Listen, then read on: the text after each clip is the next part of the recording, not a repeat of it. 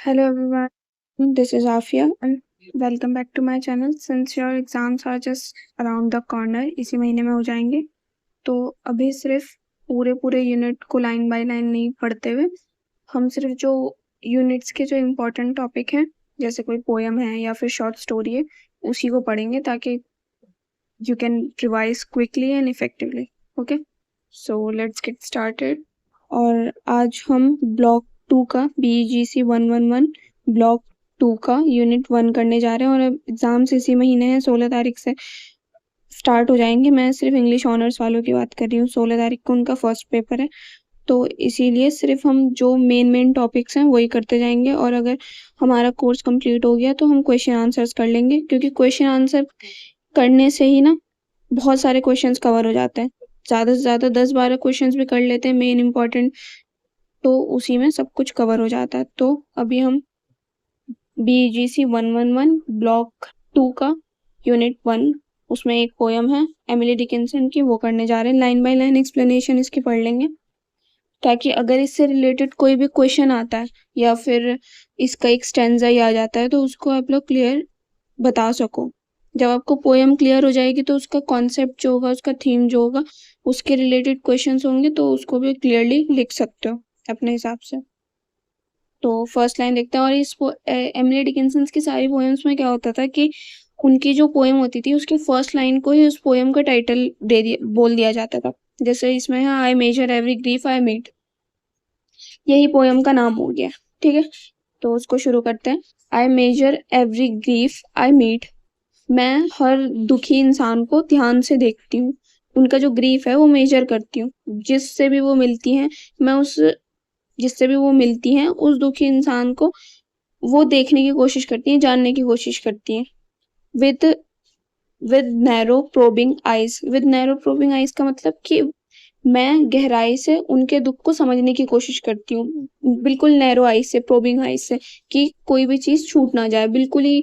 जिसे कहते हैं ना कि हम जब किसी को देखते हैं, एक होता है यूं ही हमने रैंडमली एक दफा किसी को देख के उसको इग्नोर कर दिया, और एक होता है बिल्कुल ही एनालाइज करना, फेस पढ़ना चाहते हैं हम कि उसकी आंखों से, उसके फेस के तरीके से, उसके एक्सप्रेशन से हमें पता चल रहा है कि सामने वाला क्या सोच रहा है। तो उसी तरीके से फर्स्ट लाइन है कि वो मैं बता रही हूँ क्योंकि ये फर्स्ट पर्सन प्रोनाउन है, फर्स्ट पर्सन प्रोनाउन से शुरू हुआ आई।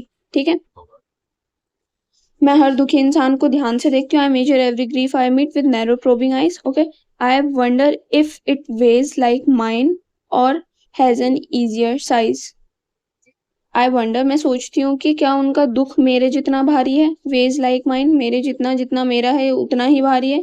और has N easier size, has an easier size का मतलब कि मेरे जितना ही भारी हो गया या फिर उससे थोड़ा कम है, ज्यादा है, या फिर उनका दुख थोड़ा हल्का है या मेरे से ज्यादा है, वो ये सोचने की कोशिश करें। इस स्टैंजा का यही मतलब था, समझ में आ गया ना, कि वो जिससे भी मिल रही हैं उनके ग्रीफ को मेजर करने की कोशिश कर रही है कि उनका जो ग्रीफ है वो उसके जितना ही भारी है या फिर has an easier size. Okay, I wonder if they I wonder if they bore it long, मैं सोचती हूँ कि क्या वो इस दुख को बहुत लंबे टाइम से झेल रहे हैं, मतलब कितने टाइम से झेलते आ रहे हैं। वो ये भी जानने की कोशिश करना चाहती हैं कि वो कितने टाइम से इस दुख को झेलते आ रहे हैं। I wonder if they bore it long, और डिड इट जस्ट बिगिन, या अभी अभी उनका दुख शुरू हुआ है। I could not tell the date of mine, मैं अपने जो दुख है उसकी तारीख नहीं बता सकती। वो ये बोलना चाह रही हैं, एक तो पहले उन्होंने स्टैंजा की स्टार्टिंग में क्या बोला कि ये जो लोग हैं इन्होंने नया नया दुख झेलना शुरू करा है या फिर बहुत पुराना इनका दुख है। और I could not tell the date of mine, अब क्या होता है कि जैसे 2-3 दिन पहले या फिर 1 महीने पहले, 1 साल पहले कोई इंसिडेंट होता है, बुरा होता है, अच्छा होता है, तो हमें एकदम याद रहती है। कभी कभार तो डेट भी याद रहती है, 3-3 4 साल साल की कोई इंसिडेंट की डेट याद रहती है कि इस दिन ये हमारे साथ हुआ था। अब इससे इसका थीम जो है ना, हमें क्या पता चल रहा है कि उनका दुख बहुत पुराना है, मतलब उनको डेट तक याद नहीं है अपने दुख की। I could not tell the date of mine, मैं अपने दुख की डेट नहीं बता सकती हूँ। It feels so old a pain, ये इतना पुराना दर्द लगता है कि मैं बता ही नहीं सकती हूँ उसकी डेट की, ये कितना पुराना दर्द है, कि वो बहुत पुराना दर्द है, मुझे याद भी नहीं है कि कब का दर्द है। ठीक है,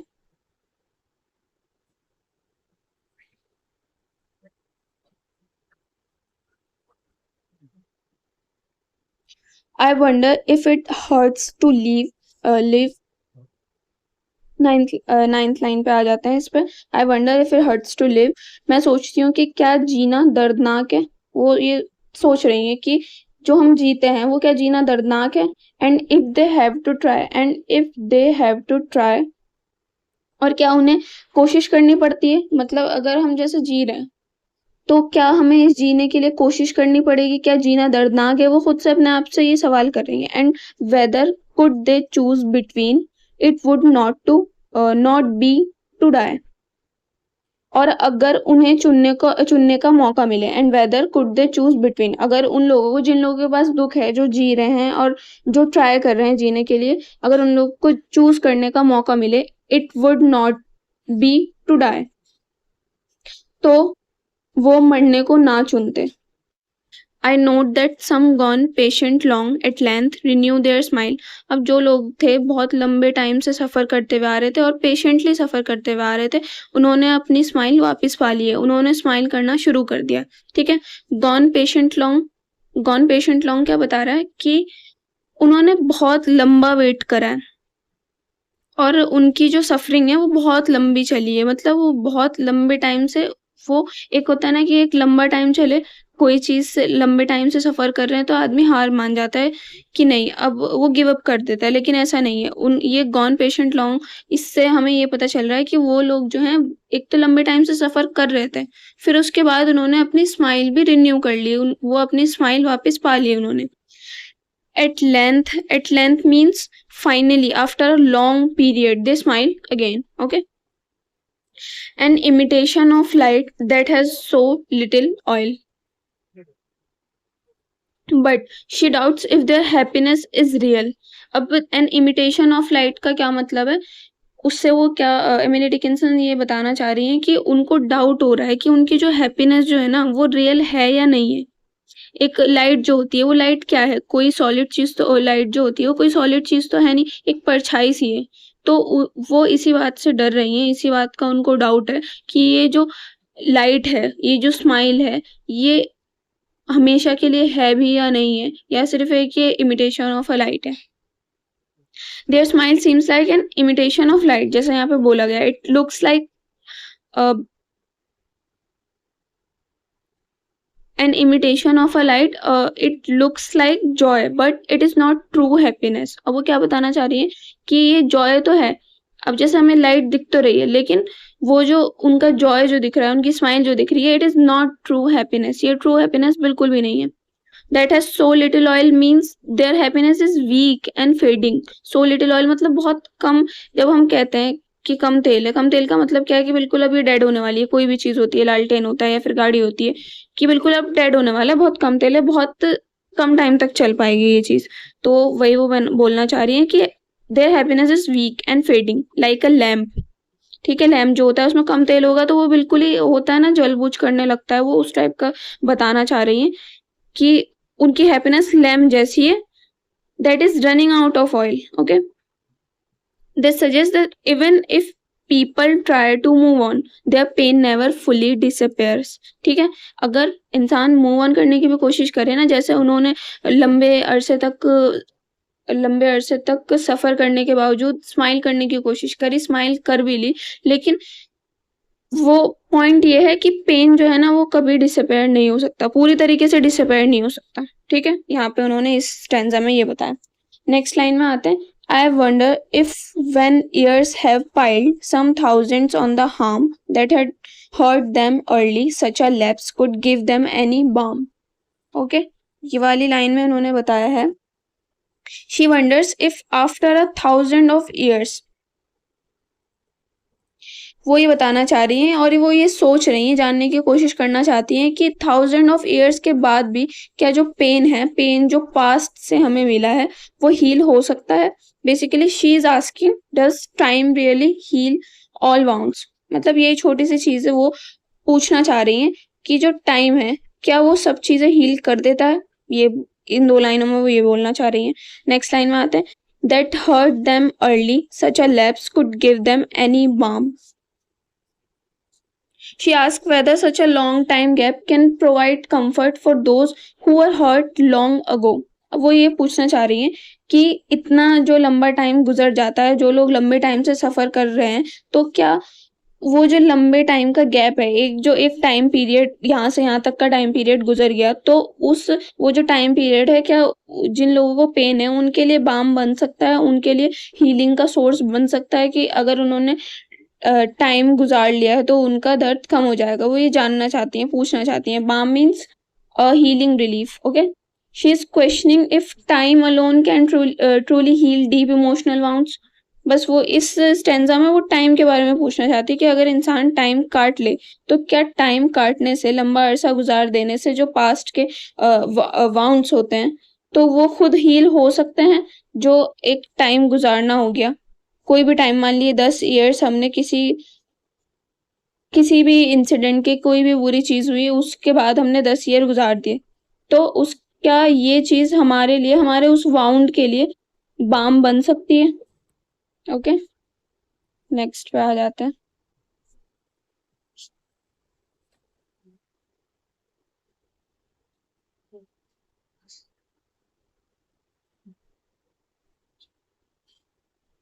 और would they go on aching still through centuries of nerve enlightened to a larger pain in contrast with love?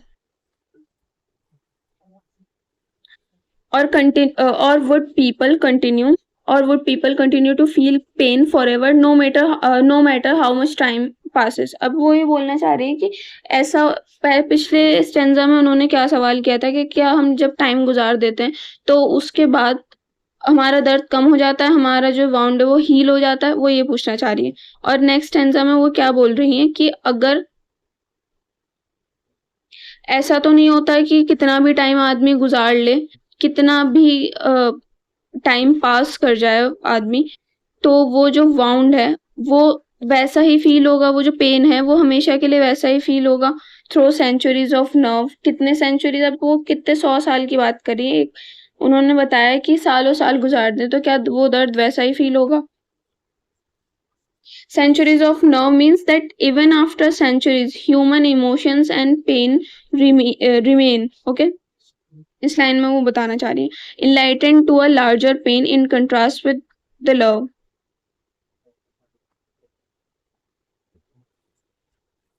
इस वाली लाइन में वो सजेस्ट कर रही हैं कि जैसे जैसे टाइम पास करता है, people may realise that there are even greater pains in the world.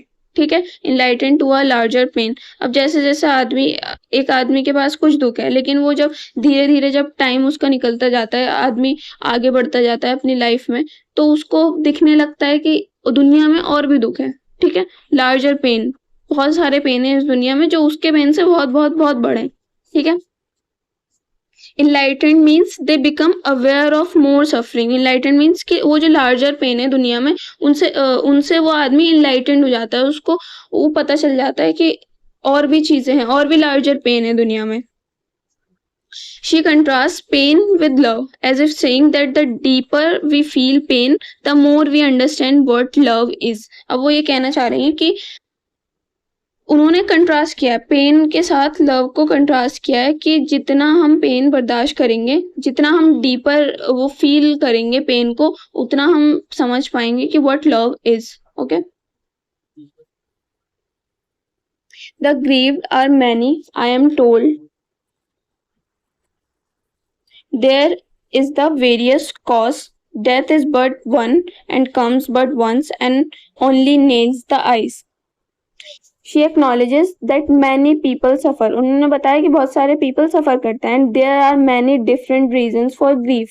अब वो ये बोलना चाह रही हैं कि बहुत सारे reasons हैं grief के, ऐसा नहीं है कि सिर्फ एक ही cause होता है, एक ही रीजन होता है ग्रीफ का, वो रीजन किसी को मिलेगा तो उसी से दुख होगा किसी इंसान को, कि हर इंसान को। उन्होंने बोला है कि there are many different reasons for grief. Okay, death is but one and comes but once and only nails the eyes. She says that death is only one type of grief. अब जैसे उन्होंने ऊपर बताया कि बहुत सारे different reason है grief के, फिर नीचे उन्होंने बता दिया कि डेथ को क्या, जैसे हम लोग इंसान जो है, मतलब सब लोग यही मानते हैं कि अगर कोई मर जाए तो वो बहुत बड़ा ग्रीफ है, मरने से ज्यादा बड़ा ग्रीफ नहीं हो सकता, लेकिन उन्होंने कहा नहीं, death is one of the reason. सिर्फ ये डेथ एक टाइप का है, लेकिन इसके अलावा बहुत सारे टाइप हैं ग्रीफ के, ठीक है। Nails the eyes refers to closing the eyes for ever in death. Nails the eyes, nails the eyes का क्या मतलब हुआ कि क्लोजिंग द आईज, ये बोलना चाह रहे हैं कि क्लोजिंग द आईज को रेफर करा है, जो डेथ में ही करता है आदमी, जब एक दफा मर जाता है तो फिर दोबारा आंखें नहीं खुलती हैं, उस चीज को रेफर करा है उन्होंने। तो ओवरऑल इस स्टेंजा में ये समझा है कि डेथ को जो इंसान बार बार बोलता है कि डेथ बहुत बड़ी चीज है, डेथ किससे बड़ा कोई दुख नहीं है, तो ऐसा नहीं है। डेथ सिर्फ एक वन ऑफ द रीजंस है, जितने रीजंस होते हैं उसमें से सिर्फ एक रीजन है डेथ। ये सिर्फ एक दफा आता है, कम्स बट वंस, एक ही दफा आती है, ठीक है, डेथ एक ही दफा आती है ना, और हमेशा के लिए आंखें बंद हो जाती हैं। लेकिन अभी ये आगे बता देंगे कि आगे इन्होंने क्या बोला है। अब मेटाफर फॉर डाइंग, ठीक है, ये जो है नेल्स द आइज, ये एक मेटाफर यूज किया गया है डाइंग के लिए। There grief of want and grief of cold, a sort they call disappear. There's a banishment from native eyes in sight of native air.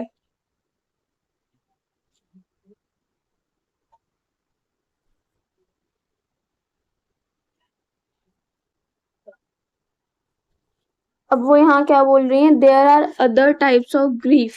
अब बहुत सारे टाइप्स हैं ग्रीफ के, जैसे grief of want, grief of want. अब grief of want का मतलब क्या है, the pain of not having enough. अब जैसे अब इसमें क्या आता है पेन, अब ये है कि पेन किस बात का पेन, नॉट हैविंग इनफ मतलब किस बात का पेन बताना चाह रही है। तो अब जो पॉवर्टी होती है, पॉवर्टी होती है या फिर लॉस होता है, कोई चीज लॉस कर जाते हैं हम, या फिर जो गरीबी होती है, तो वो क्या है, उस गरीबी का मतलब क्या है कि सामने वाले के पास या फिर बड़े लोगों के पास, अमीर लोगों के पास कोई चीज है और हमारे पास वो चीज नहीं है, वही तो गरीबी है। और लॉस मतलब क्या है कि मेरे मेरे पास ये चीज नहीं है, ये चीज, या मेरे से ये चीज खो गई और फिर मुझे वही चीज चाहिए थी। तो ये सब चीज है कि ये ग्रीफ ऑफ वांट है, ये भी तो एक दुख है। जो गरीब लोग हैं उन लोग का दुख भी तो, उनके पास तो कोई मरा नहीं है। ऐसा तो है नहीं कि गरीब लोगों के घर वाले नहीं होते हैं, गरीब लोग जैसे उन लोग के सारे घर वालों को मौत आई हुई रहती है, ऐसा तो नहीं होता ना। ये होता है कि उनके पास अलग टाइप का ग्रीफ है, उनके उनके पास परिवार है, उनकी बीवी है, उनकी बीवी बच्चे रिश्तेदार सब होते हैं, लेकिन उनको फिर भी दुख है।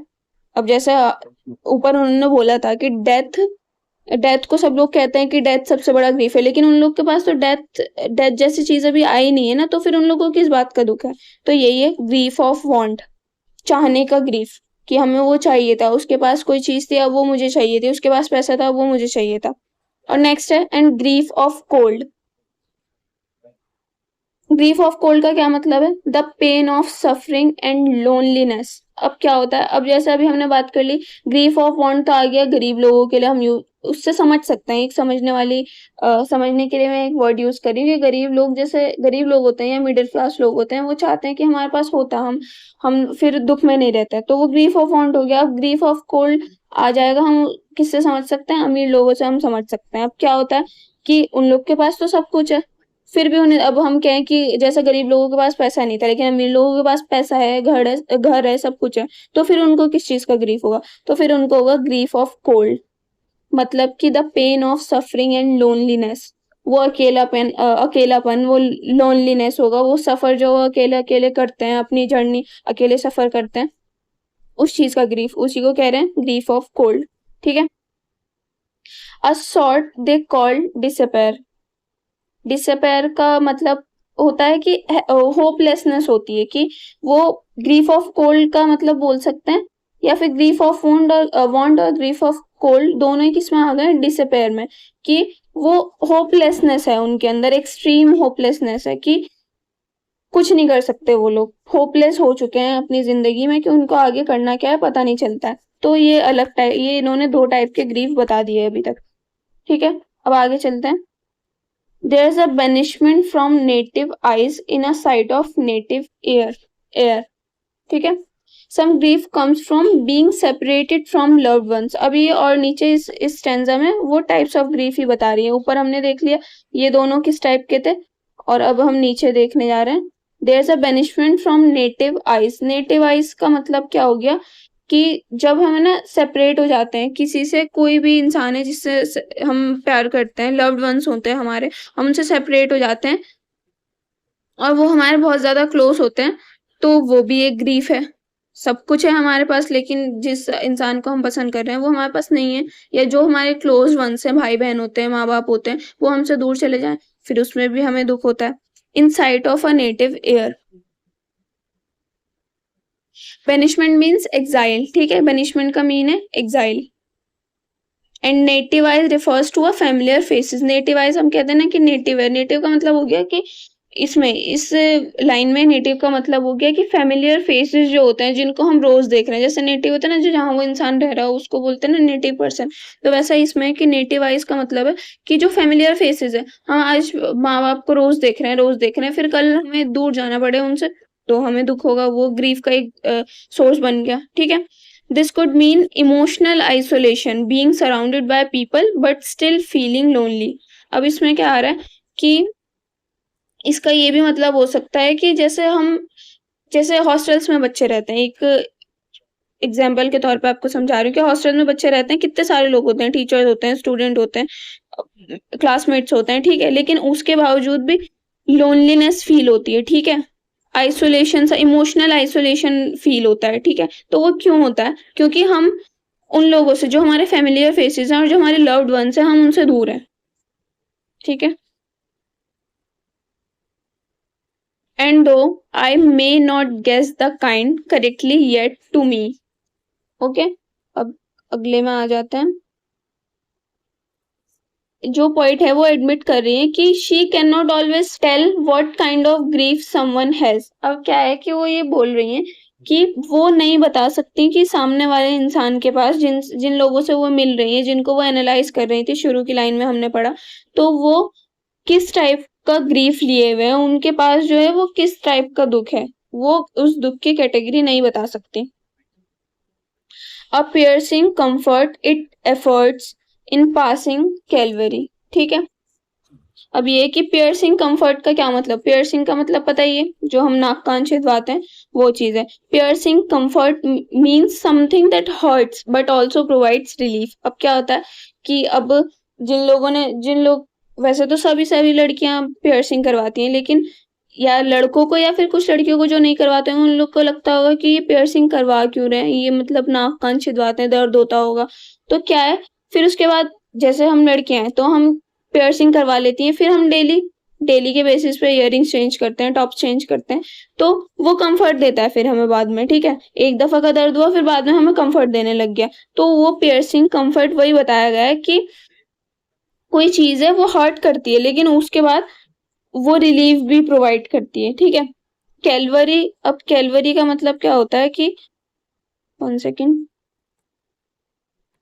कैलवरी का मतलब होता है, ये एक प्लेस को रेफर कर रहा है कि जहाँ पे जेसस जो है ना उनको क्यूरिसिफाइड किया गया था, ठीक है, उस जगह को कैलवरी बोला जाता है। तो ये जो जगह है ना, कैलवरी उस जगह को रेफर कर रही है जहाँ पे जेसस को क्यूरिसिफाइड किया गया था, और वो जगह जो है ना वो किस चीज को सिंबलाइज करता है, ग्रेट सफरिंग को सिंबलाइज करता है, वो वाली जगह जहाँ पे जीसस को क्यूरिसिफाइड किया गया था, तो वो उस जगह के बारे में बता रही है कि जो कैलवरी है वो सिंबलाइज कर रही है ग्रेट सफरिंग को, ठीक है। ठीक है, इस स्टैंजा को में समझ में आ गया ना उन्होंने क्या बताया कि वो एक तो सामने वाले के दुख की कैटेगरी बता नहीं सकती हैं, ऊपर से कि a piercing comfort it affords in passing Calvary. अब इसमें उन्होंने बोला क्या है कि जो कैलवरी है, अब वहां पे क्या है कि जीसस को क्यूरिसिफाइड किया गया था, लेकिन फिर भी वहां पे एक पियर्सिंग कंफर्ट मिल रहा है। लोग क्यों जाते हैं चर्च में? तो एक जीसस का स्टैचू होता है ना, तो फिर लोग क्यों जाते हैं, उसको देखते हैं, तो उनको तो दुख होना चाहिए ना कि ऐसा हो गया था उनके साथ में। लेकिन उसमें भी पियर्सिंग कंफर्ट से उन्होंने इस वर्ड से, 2 वर्ड से रेफर किया है कि इंसान को सुकून मिलता है कभी कभार, ठीक है। होप सो आप लोगों को समझ में आ रहा होगा।